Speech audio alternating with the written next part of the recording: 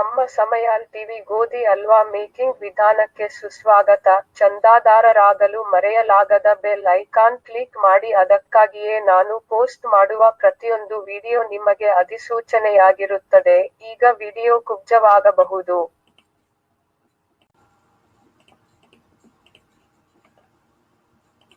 ಅಗತ್ಯವಿರುವ ವಿಷಯಗಳು: ಗೋಧಿ ಹಿಟ್ಟು 2 ಕಪ್, ಸಕ್ಕರೆ 2 ಕಪ್, ಏಲಕ್ಕಿ ಪುಡಿ 1 ಟೀ ಸ್ಪೂನ್, ಗೋಡಂಬಿ 5, ಬಾದಾಮಿ 7, ಒಣದ್ರಾಕ್ಷಿ 5, ತುಪ್ಪ 1 ಕಪ್, ನೀರು 1 ಕಪ್.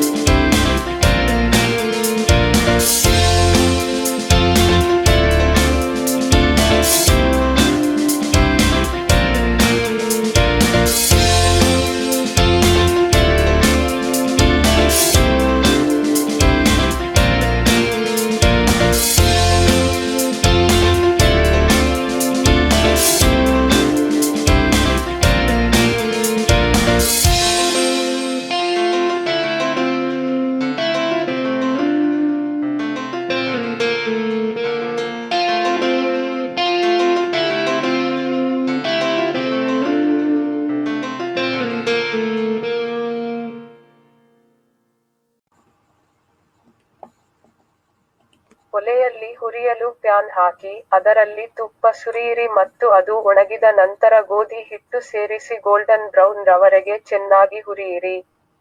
ನಂತರ ನಿಧಾನವಾಗಿ ನೀರಿನಲ್ಲಿ ಬೆರೆಸಿ. ಸ್ಫೂರ್ತಿದಾಯಕ ಸಮಯದಲ್ಲಿ ಹಿಟ್ಟು ದಪ್ಪವಾಗದಂತೆ ನೋಡಿಕೊಳ್ಳುವುದು ಬಹಳ ಮುಖ್ಯ. ಸ್ಫೂರ್ತಿದಾಯಕ ಮಾಡುವಾಗ, ನೀರು ಹಿಟ್ಟನ್ನು ಹೀರಿಕೊಳ್ಳುವವರೆಗೆ 2 ರಿಂದ 3 ನಿಮಿಷಗಳ ಕಾಲ ನಿರಂತರವಾಗಿ ಬೆರೆಸಿ.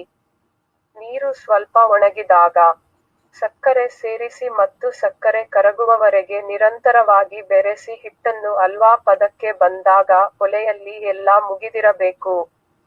ನಂತರ ಏಲಕ್ಕಿ ಪುಡಿ, ಗೋಡಂಬಿ, ಬಾದಾಮಿ ಮತ್ತು ಒಣದ್ರಾಕ್ಷಿಗಳಿಂದ ಅಲಂಕರಿಸಿ. ಗಮನಿಸಿ: ಹಾಲನ್ನು ತುಂಬಾ ಇಷ್ಟಪಡುವವರಿಗೆ, ನೀರಿನ ಬದಲು ಹಾಲನ್ನು ಸೇರಿಸುವ ಮೂಲಕ ಇದನ್ನು ತಯಾರಿಸಬಹುದು. ಹಾಲು ಸೇರಿಸುವಾಗ, ಚೆನ್ನಾಗಿ ಹುದುಗಿಸಿದ ಹಾಲನ್ನು ಬಳಸಿ. ಇಲ್ಲದಿದ್ದರೆ ಹಾಲಿನ ವಾಸನೆಯು ಹಲ್ವಾ ರುಚಿಯನ್ನು ಬದಲಾಯಿಸುತ್ತದೆ.